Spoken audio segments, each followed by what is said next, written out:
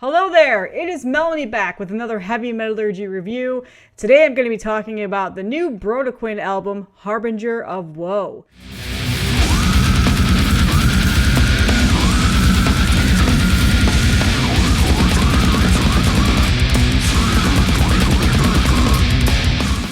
This came out on March 22nd, 2024 on Season of Mist Underground Activities, or Season of Mist if you just know who that label is. And this is their fourth full-length album. Before I get into the details of this album, I need to give a little bit of a background on this band. Brodequin has been somewhat of a cult underground following in the brutal death metal fan base. They released 3 previous albums prior to this. But after their third full-length album in 2004 called Methods of Execution came out, they then took what was essentially a 20-year hiatus. They broke up for a long time, citing some personal reasons, some matters that needed to be attended to that were more important than the band. And then they decided to come back and make this simply phenomenal comeback after 20 years. Back in 2000, they released Instruments of Torture, which is one of my all-time favorite brutal death metal albums, or death metal albums as a whole. When that first came out, I remember a friend of mine burned it on a CD for me because I had never heard of this band, and they were really into the training days, and they were going to all the local shows and just all of this underground death metal stuff that was happening that I wasn't really heavily involved with quite yet. And I remember the first time I ever heard that album, I absolutely hated it. Thought it was awful. The production was terrible. Could not get into this type of vocal styles. But then after listening to it over and over again and just my friends being obsessed with it, I fell in love with it. And to this day, I have said this is one of my all-time favorite death metal albums until this album came out. Their third full-length album, Methods of Execution, is also another fantastic album that I hailed to be one of the more defining brutal death metal albums to come out. It really set a high standard in terms of quality and what brutal death metal should sound like that I really enjoyed. But then again, these guys kind of just went off into the dust, and not many people were familiar with who they were when this album was being announced. But I'm hoping now, after this is out and people have heard it, they go back and listen to those older classic albums and they get to remember this band, because this has been a band that has been in what I would call like a ranking of one of the best brutal death metal bands in the scene. Some of the ones that have paved essentially what this genre of music is. So this album is just gonna say right out there, blew me away the minute I started it. It is a 10-track, a little bit over 32-minute album. And if you're a brutal death metal fan, then you probably assume it's got the simple, gurgly vocals, the similar sounding, chunky, brutal guitars, and the really like pingy, snappy, somewhat really crappy sounding snares. That's not this at all. The production on this album is simply phenomenal. It is leaps and bounds better than their past releases, which you could assume money may have been an issue back in the day for that production style and that sound, and the reason why it wasn't as crisp as this one may be. Also, a 20-year hiatus, technology, a lot of other recording materials have definitely improved since their last releases. But if you were deterred by their previous albums because of the production quality, you are not going to have that problem with this album whatsoever. This production of this album is fantastic. The mix is very good. Nothing is very muddied. And to say that, because it's a brutal death metal album, there's a lot of really good mixes. Every single song is very well mixed, is what I'm trying to say. They have these certain intricacies that are added into it that really stand out when you're listening to this album, and they're very memorable, and we'll get to that in the track-by-track basis. There are a lot of things about this album that I really had to digest to really fully understand the overall themes and what was going on here, and I think the best way to really get yourself prepared for this is to understand the artwork. The artwork was done by the original artist. This is the original artist's painting, what I'm trying to say. His name is Jose de Brito from back in the 1800s. He was an artist out of Portugal. And after going through and reading through about this artwork and understanding what it is, it's very, very symbolic to back in the days of religion and Christianity and torture, essentially, which I believe Brodequin is a torture device if you really want to think about it. But this artwork really depicts what some people are depicting as to be similar to Jesus Christ being tortured on the cross. This is a woman who is completely nude with a lot of like sinister looking monk type guys in their little black or brown robes that look like they're about to essentially torture her. And so if you look up this artwork and you read about the symbolism of it, that really sets the tone and the mood for what this album essentially is. And you hear some of those sound clips throughout this album. They've incorporated these samplings that sets this atmosphere on some of the songs, especially in the very first track, Diabolical Edict. I think that's how you say that. It starts off very ferocious and breaking your neck, essentially, but there is a sound clip in there that sounds like essentially that woman is probably being tortured, and it goes into this really high-pitched, crazy scream that just sets this atmosphere that is just so, like, it gave me chills. And then you go into the low gutturals, the hammer smashing drums, and just the ferocious guitars, and it is simply just one of the absolute best brutal death metal opening songs, or just opening song as a whole, on an album that I've heard in a very long time.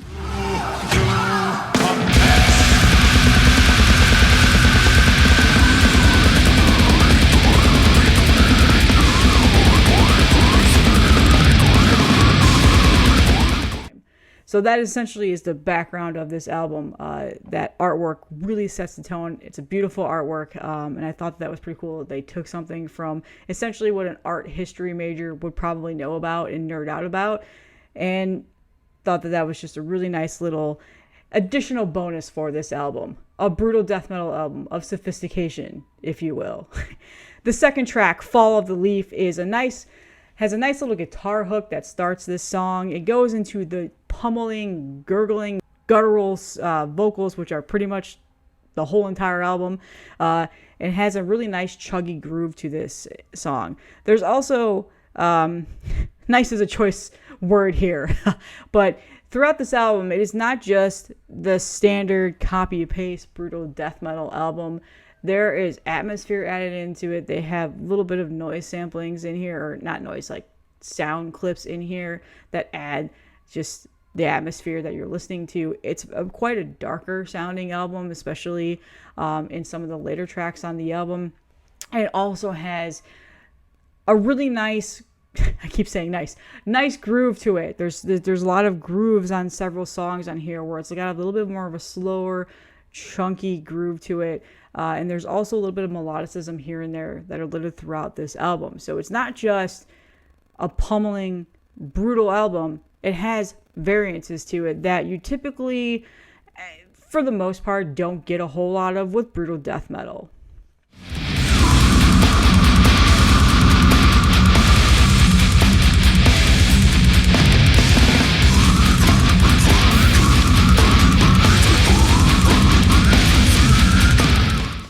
The third song is by far one of my favorite songs.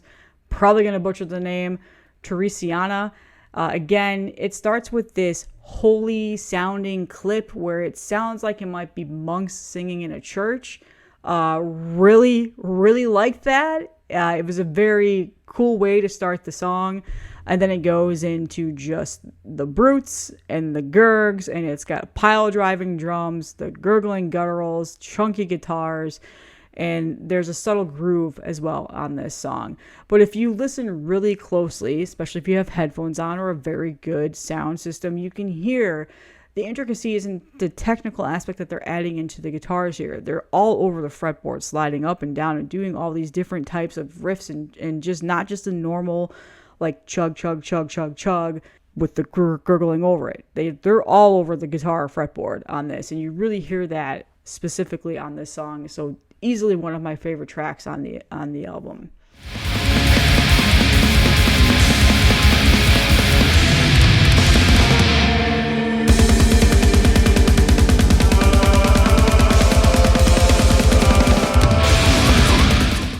The next song of Pillars and Trees is the other highlight that I want to talk about on here. This is, again, another phenomenal song, and also the single that they released.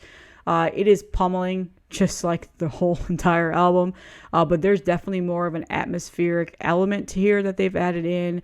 They've got this really nice, God, I keep saying nice. It's really not that nice of an album, but it's got this bass line here that is very good. It stands out, makes the song excellent. Like, you really hear that aspect of this, and it's got this little bit more of a slower down groove to it. There's a very darker sounding element to this song that it makes it one of my favorites, and this is the reason why. It has that scream once again that has come in here and there, especially from the first song, and there's a little bit of melodic element to this. So easily one of the best songs on the album, a fantastic single, and if you haven't listened to it yet, this is by far a really good album introduction. But honestly, that opening track, it's gonna get you hooked in, especially if you're a brutal death metal fan.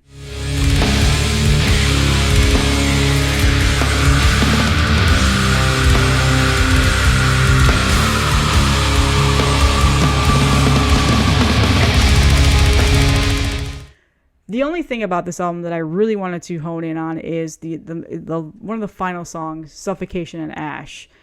This is probably a deeper cut on the album, easily one of the better songs on the album.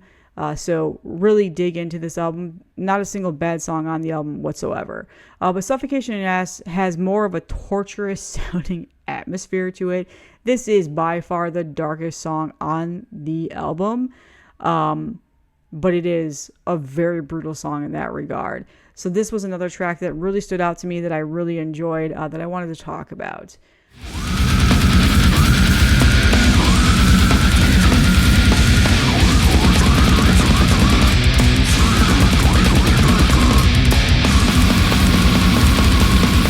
Track by track, I will be honest with you. Probably one of the cons of this album is if you're not really paying much attention, you might think that you're still on the same song.